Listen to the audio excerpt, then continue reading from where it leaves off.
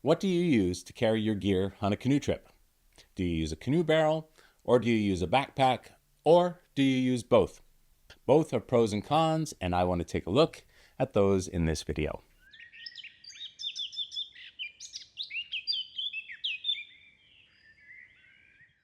Welcome to the channel.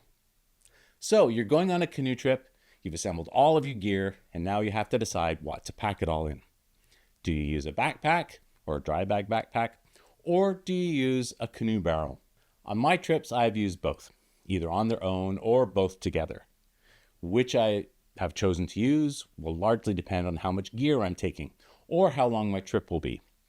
And how do these factors affect my decision? Well, the distance or the duration of the trip, the number of camp setups, or the amount of portages that I will have to do will all determine how much and what kind of gear I bring. The duration of the trip will primarily affect the amount of food needed on the trip. For a longer trip, I'll obviously need more food.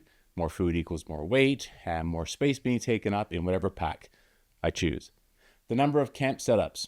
Are you going to stay at a single campsite the whole time, or are you going to be tearing down and moving each day to a new campsite? This will likely affect the amount or even the type of gear that you bring with you.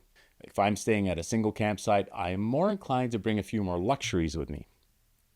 I might bring a larger tent or a bigger camp chair. Maybe I'll bring a hammock to relax in during the day. All of these things will take up more space and add more weight. They'll also add some time to your setup and teardown. If you'll be moving every day, you might want to have only the basics. This also applies if I have many portages to do on my route. I don't really care how much gear I have with me while I'm actually paddling, but I do care how much gear I have when I have to carry it on a portage. If I have no portages or only a couple of short portages to do, I may pack those luxuries. Even if I have to do a double or triple carry in this case, I don't mind as much. But if I have multiple or long portages to do, I mind a lot more how much gear I have to carry. So packing light would be the way to go. So once you know how much stuff you'll be taking, you can choose the pack. First, let's look at the backpack. Backpacks come in many different sizes. A day pack might be as little as 20 liters. A backpacking pack will likely be 60 to 85 liters. A backpacking pack will be water resistant but not waterproof. I use a dry bag backpack. They're about as waterproof as a backpack can be.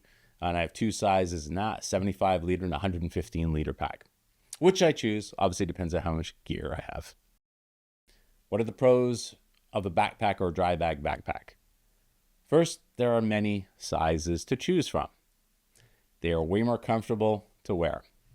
You can more easily distribute the weight of your gear correctly. They are more flexible, so it's easier to pack odd-shaped objects. They can be made more compact. So, for example, if you've eaten all your food, that food will no longer be taking up space in the bag, and you can compress the bag more. Some backpacks or bags will have multiple compartments, making it easier to access items that you use more often. They usually close easily with straps or clips. There are some cons.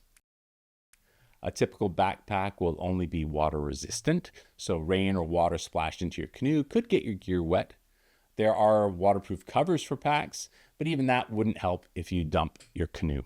Dry bag backpacks will be much more waterproof. Rain and splashes won't be a problem. Dumping could still be a problem if you haven't sealed it properly. Another con, if you are bringing any gear that is breakable, maybe a camera or something like that, the soft sides won't protect it from bumps or drops. Now, the canoe barrel. Most people are familiar with the typical blue canoe barrel. They are certainly the most common, although they do come in different colors. I have a blue barrel and I have a brown barrel. They typically come in fewer sizes than backpacks. The most common sizes are 30 liters and 60 liters. The size you will need will, of course, depend on the amount of gear you plan to put in the barrel. The pros of a canoe barrel. They are waterproof once sealed. Once you have the lid on, there is no way water is getting inside. The hard sides will protect gear or food from bangs, drops, or getting crushed. If I'm taking something like a camera with me, I feel much more confident of its survival if it's in a barrel. Many people will use the barrel for their food. Again, the hard sides protect it from getting crushed from external forces. It will also reduce the scents from food and prevent smaller animals from getting your food. But please note, and this is important, a canoe barrel is not bear-proof. Do a search for photos to see how well they stand up against a bear. A determined bear will rip it to pieces. So in both cases, with a backpack and a barrel, you must hang your food or secure it in a way that makes it bear safe. Another thing I like about the barrel is around camp, the barrel can be used as a convenient table or a seat. Now, there are some cons. They are way less comfortable to carry on your back when portaging. A good harness will help, but it will never be as comfortable as a backpack. The fact that it is a hard container means that it will always be the same size, even if you have less gear in it. This can be frustrating if you're using the barrel mostly for food. Even when you eat all the food, the barrel is still the same size. And just in general, the base weight of a barrel is more than a backpack. They can be tricky to seal. Most barrels have a lid that is secured by a metal ring. I find that these are not always easy to get on.